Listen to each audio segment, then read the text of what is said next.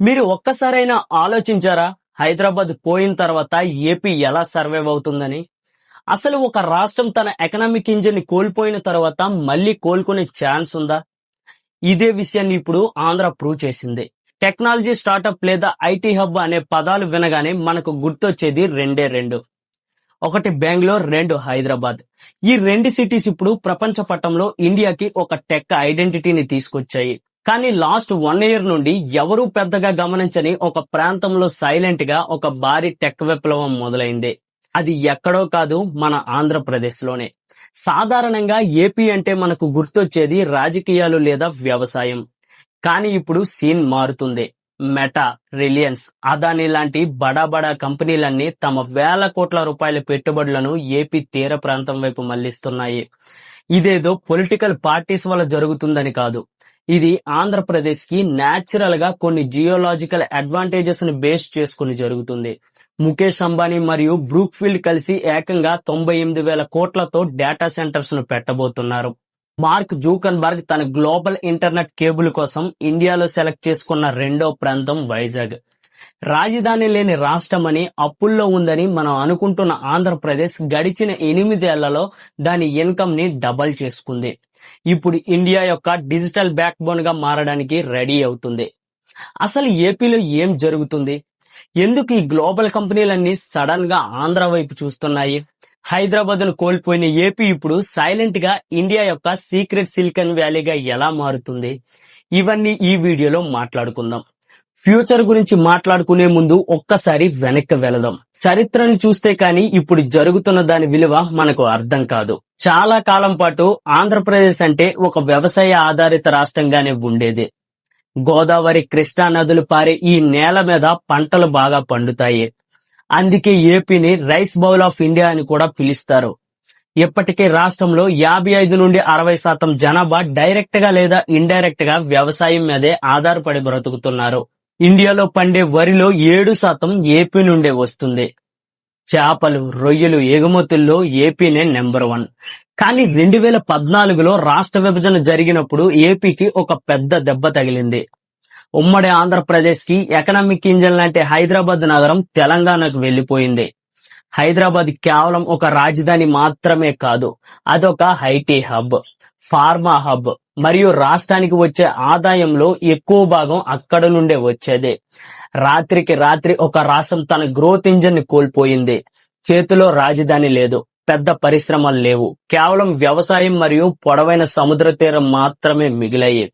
ఆ టైంలో చాలా మంది ఏపీ పని అయిపోయిందనుకున్నారు. కానీ ఇక్కడే ఏపీ తన రూటు మార్చుకుంది. మాకు హైదరాబాద్ లేకపోవచ్చు, కానీ మాకు వేరే బలం ఉందని గుర్తించింది.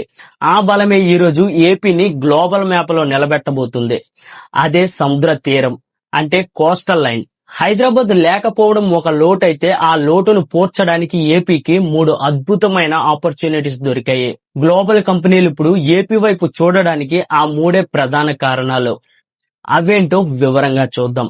ముందుగా మనం వాట్సాప్ లో ఒక మెసేజ్ చేసినా, యూట్యూబ్ లో ఒక వీడియో చూసినా ఆ డేటా అంతా గాలిలో నుండి రాదు. సముద్రం అడుగున ఉండే భారీ ఫైబర్ ఆప్టికల్ కేబుల్స్ ద్వారా ఒక దేశం నుండి మరో దేశానికి ప్రయాణిస్తుంది. ప్రపంచంలో 99% ఇంటర్నెట్ ట్రాఫిక్ ఈ కేబుల్స్ మీదే నడుస్తుంది. అయితే ఈ కేబుల్స్ సముద్రం నుండి నేల మీదకి రావడానికి ఒక గేట్వే కావాలి. దాన్నే కేబుల్ ల్యాండింగ్ స్టేషన్ అంటారు. ఇప్పటి వరకు ఇండియాలో ఈ స్టేషన్లు ఎక్కువగా ముంబై మరియు చెన్నైలో మాత్రమే ఉన్నాయి. కానీ ఇప్పుడు డిజిటల్ ట్రాఫిక్ విపరీతంగా పెరిగిపోవడంతో కొత్త దారులు కావాల్సి వచ్చింది. ఇక్కడే వైజాగ్ తెర మీదకు వచ్చింది. సౌత్ ఈస్ట్ ఏషియాతో పాటు అమెరికా వెస్ట్ కోస్ట్ నుండి వచ్చే కేబుల్స్ కి వైజాగ్ పర్ఫెక్ట్ ఎంట్రీ పాయింట్. ఎందుకంటే ఇక్కడ సముద్రం లోతు మిడిల్ లో ఉంటుంది. చాలా తక్కువ కాదు, చాలా ఎక్కువ కాదు. అందుకే మెటా ప్రపంచంలో అతిపెద్ద అండర్ సీ కేబుల్ సిస్టమ్స్ ను వేస్తున్నప్పుడు ఇండియాలో ల్యాండింగ్ కోసం ముంబైతో పాటు కేవలం వైజాగ్ ను మాత్రమే సెలెక్ట్ చేసుకుంది. అలాగే సిఫియా అనే ప్రైవేట్ కంపెనీ ఇక్కడ ఒక ఓపెన్ కేబుల్ ల్యాండింగ్ స్టేషన్ ని కడుతుంది. దీనికి తోడు ఏపీ ప్రభుత్వం గతంలో రాష్ట్ర వ్యాప్తంగా 24,000 కిలోమీటర్ల ఫైబర్ గ్రిడ్ ని నిర్మించింది. ఇది దాదాపు 5,400 గ్రామాలను కలుపుతుంది. అంటే సముద్రం నుండి వచ్చే హై స్పీడ్ ఇంటర్నెట్ ని డైరెక్ట్ గా రాష్ట్ర నలుమూలలకి పంపే ఇన్ఫ్రాస్ట్రక్చర్ ఆల్రెడీ రెడీగా ఉందన్నమాట. ఒకప్పుడు కేవలం చేపల వేటకు పనికొచ్చే సముద్రం ఇప్పుడు డేటాని మోసుకొచ్చే బంగారు గనిలా మారింది. నెక్స్ట్ ఇంట్రెస్టింగ్ పాయింట్ ఏంటంటే డేటా సెంటర్స్. అంటే మన ఫోన్ లో క్లౌడ్స్ లో ఉండే ఇన్ఫర్మేషన్ ని స్టోర్ చేసే ఒక భారీ బిల్డ్. ఇప్పుడు ఏఐ యుగం నడుస్తుంది కాబట్టి చిన్న చిన్న డేటా సెంటర్లు సరిపోవు, భారీ ఏఐ డేటా సెంటర్ క్యాంపస్లు కావాలి. అయితే 1 గిగావాట్ కెపాసిటీ ఉన్న డేటా సెంటర్ కట్టాలంటే దాదాపు 400 నుండి 500 ఎకరాల భూమి కావాలి. ఆ భూమి చదునుగా ఉండాలి, కరెంట్ గ్రిడ్ కి దగ్గరగా ఉండాలి, ఫ్యూచర్ లో ఎక్స్పాండ్ చేయడానికి పక్కనే ఇంకా ఖాళీ స్థలం కూడా ఉండాలి. ఇప్పుడు ముంబై, బెంగళూరు, చెన్నై సిటీల్లో చూస్తే అక్కడ 500 ఎకరాల భూమి ఒకే చోట దొరకడం చాలా కష్టం. ఒకవేళ ఉన్నా సరే దాని కాస్ట్ కోట్లల్లో ఉంటుంది. అపార్ట్మెంట్ల మధ్యలో డేటా సెంటర్లు కట్టలేరు. కానీ ఏపీలో పరిస్థితి వేరు. తీర ప్రాంతం వెంబడి చాలా భూమి ఇండస్ట్రియల్ యూజ్ కోసం రిజర్వ్ చేయబడి ఉంది. ఏపీఐఐసి లెక్కల ప్రకారం వాళ్ళ దగ్గర 1.4 లక్షల ఎకరాల భూమి ఉంది. ఇందులో 44,000 ఎకరాల భూమి ఇప్పుడే వాడుకోవడానికి రెడీగా ఉంది. 550కి పైగా ఇండస్ట్రియల్ పార్కులున్నాయి. అంటే ఒక కంపెనీ వచ్చి 500 ఎకరాలు కావాలి అని అడిగితే ఇదిగో తీసుకోండి అని చెప్పే పొజిషన్ లో ఏపీ ఉంది. లిటిగేషన్ లేని భూమి దొరకడం, దాన్ని ఎక్స్పాండ్ చేసే ఛాన్స్ కూడా ఉండడం బిజినెస్ లో చాలా పెద్ద అడ్వాంటేజ్ ఇది. అయితే డేటా సెంటర్లకు ప్రాణం కరెంట్. ఇవి 24 గంటలు నడవాలి. 1 నిమిషం పవర్ పోయినా కోట్లలో నష్టం వస్తుంది. 1 గిగావాట్ డేటా సెంటర్ అంటే విజయవాడ లాంటి మీడియం సిటీ వాడుకునేంత కరెంట్ ని ఒకే ఒక డేటా సెంటర్ వాడుకుంటుంది. ఏఐ సర్వర్లు వచ్చాక ఈ డిమాండ్ ఇంకా పెరిగింది. 2030 నాటికి ఇండియాలో ప్రొడ్యూస్ అయ్యే మొత్తం కరెంట్ లో 3% కేవలం డేటా సెంటర్లే వాడేస్తాయని అంచనా. మరి ఇంత కరెంట్ ఎక్కడి నుండి వస్తుంది?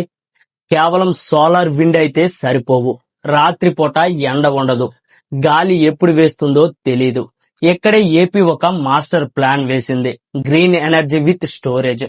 ఏపీ ప్రభుత్వం కేవలం కరెంటు ఉత్పత్తి మీదనే కాదు, దానిని ఎలా స్టోర్ చేయాలో కూడా ఫోకస్ పెట్టింది. అదాని గ్రీన్ ఎనర్జీ సంస్థలు ఏపీలో 4 పంపుడ్ స్టోరేజ్ ప్రాజెక్టులను కట్టబోతుంది. వీటి కెపాసిటీ 4,500 మెగావాట్లు. అసలు పంపుడ్ స్టోరేజ్ అంటే ఏమిటని మీరు అనుకుంటారు. సింపుల్ గా చెప్పాలంటే డే టైంలో సోలార్ పవర్ ఎక్కువగా ఉన్నప్పుడు నీళ్లను మోటారుతో కొండపైకి పంపిస్తారు. రాత్రిపూట లేదా కరెంట్ అవసరం ఉన్నప్పుడు ఆ నీళ్లను కిందకు వదిలి టర్బైన్లను తిప్పి కరెంటు పుట్టిస్తారు. ఇదొక భారీ నేచురల్ బ్యాటరీ అన్నమాట. ఇప్పటికే దాదాపు 1200 మెగావాట్ల బ్యాటరీ స్టోరేజ్ ప్రాజెక్టులకు కూడా పర్మిషన్ ఇచ్చారు. మీకు 24 గంటల కరెంట్ ఇస్తాం, అది కూడా క్లీన్ ఎనర్జీ ఇస్తామని ఏపీ గవర్నమెంట్ గ్యారంటీ ఇస్తుంది. ఈ భరోసా ఇండియాలో మరి ఏ రాష్ట్రం ఇంత కాన్ఫిడెంట్ గా ఇవ్వలేకపోతుంది. దీనిని చూసి పెద్ద పెద్ద కంపెనీలు ఏపీకి క్యూ కడుతున్నాయి. లాస్ట్ 2 ఇయర్స్ లో దాదాపు 4.4 లక్షల కోట్ల పెట్టుబడులకు ఒప్పందాలు జరిగాయి. ఇందులో మేజర్ భాగం digital infrastructure they. Adani groups Vizag దగ్గర 480 ఎకరాల్లో ఒక మాసివ్ డేటా సెంటర్ పార్క్ ను కడుతున్నారు. 1 గిగావాట్ కెపాసిటీతో Reliance, Brookfield, Digital Realty ఈ ముగ్గురు కలిసి 9,800 కోట్లు పెట్టుబడి పెడుతున్నారు. ఇది కూడా ఏఐ వర్క్ లోడ్ కోసం స్పెషల్ గా డిజైన్ చేస్తున్నారు. సిపి అండ్ మెటా కలిసి 500 మెగావాట్ల డేటా సెంటర్ ను ప్లాన్ చేస్తుంది. ఈ రోజు ఇండియా మొత్తం మీద ఉన్న డేటా సెంటర్ల కెపాసిటీ కలిపితే దాదాపు 1 గిగావాట్ ఉంటుంది. కానీ రాబోయే కొన్నేళ్లలో కేవలం వైజాగ్ చుట్టుపక్కలే 2.5 నుండి 3 గిగావాట్ల కెపాసిటీ రాబోతుంది.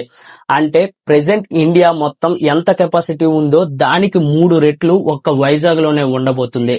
దీనిని బట్టి అర్థం చేసుకోవచ్చు వైజాగ్ రేంజ్ ఏంటో.